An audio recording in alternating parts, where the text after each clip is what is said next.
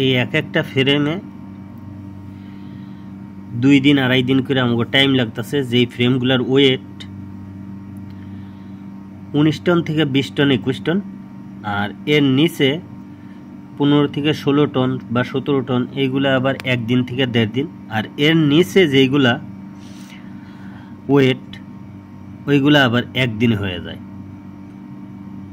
কারণ ওয়েট যত কম হইব ততই ওইটার ভিতরে কাজ কম থাকবো, যার কারণে সেই জবগুলা দ্রুত হয়ে যায়।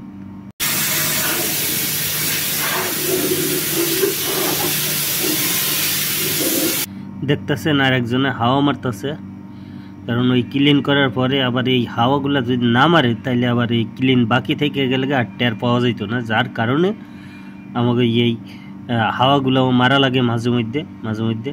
এই যে গ্যান্ডিং মারা হইতেছে এইগুলার বাবরি গিয়েও মানে এই জবের ভিতরে কাঁচরা হয়ে থাকে, যার কারণে এর ভিতরে স্পাইটার কাঁচরা যা আছে সব দেখা যায় না। এর জন্যে আর কি ওই হাওয়াটা মারা হওয়ার পরে পরিষ্কার হইলে আবার একবার চেক দেওয়া হয়।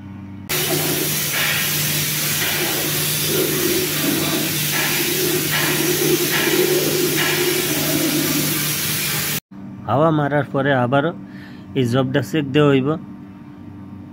চেক না দিলে যদি কোনো জায়গায় স্পাইটার বা কাঁচরা কোনো কিছু থেকে যায় তাহলে কিউসি দেখলে আর ওইটা অ্যাকসেপ্ট করতো না, ফালাই থুয়ে যাবো। যার কারণে আমাকে আবার এই হাওয়া মারার পরও চেক দেওয়া লাগে। চেক দিয়ে যদি আবার কাঁচরা থাকে, স্পাইটার থাকে, তারপরে ওয়েল্ডিংয়ে কোনো সমস্যা থাকে, সেইগুলো আবার রিপেয়ার করা লাগে।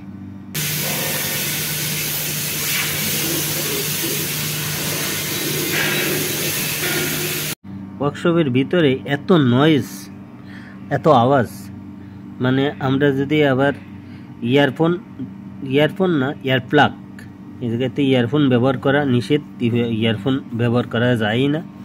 ইয়ারপ্লাগ দেয় কানের মধ্যে, যাতে কানের ভিতরেও কাঁচরা, ধুলা, ময়লা আর এই শব্দ, আওয়াজ যাতে বেশি এফেক্ট না করতে পারে, যার কারণে ইয়ারপ্লাগগুলো দেয়, সেইগুলো দিয়ে আমাকে কাজ করা লাগে।